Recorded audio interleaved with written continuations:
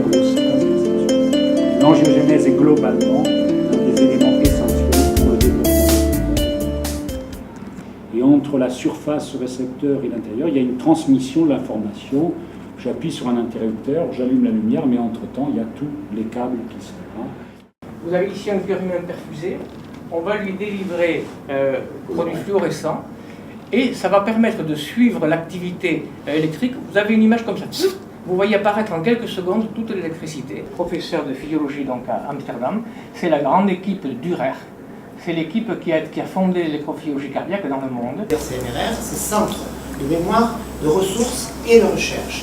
C'est une structure hospitalière dont un des objectifs affichés est d'être ressource pour les cas compliqués qui viennent de la région Aquitaine et recherche pour développer réellement une recherche clinique, éventuellement épidémiologique, éventuellement en relation avec les chercheurs fondamentales, dans le domaine de la maladie d'Alzheimer et des maladies accompagnées. Le schéma de l'étude, c'est extraction de l'ADN, hybridation par CGH arrêt, recherche de mutations spécifiques, principalement sur PI3K et AKT. Alors il y a plein de techniques et de technologies, d'autant plus que comme on est dans une ère de progrès très rapide, ce qui est apparu depuis maintenant une dizaine d'années, c'est les destructions tumorales basées sur la température. C'est-à-dire qu'on fait varier la température dans la tumeur pour détruire les cellules tumorales. Et le but de l'imagerie, c'est de nous donner ça, c'est-à-dire voici l'électrode déployée dans la tumeur. On est dans un pays qui est plutôt pionnier en matière de pharmacoépidémiologie et en plus, au sein de ce pays, on est dans la ville qui a effectivement, on peut le dire, ça a été dit ce matin,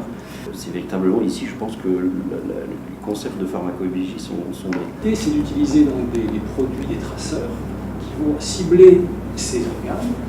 Pourquoi ne pas faire comme dans un cancer du rein, aller mettre un applicateur qui permet d'identifier strictement la tumeur. Oui, bien sûr qu'on peut jouer.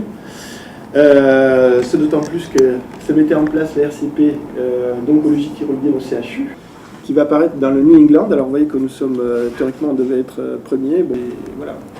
Quitte à les impliquer dans le suivi du patient, de laisser, de les informer régulièrement. Oui.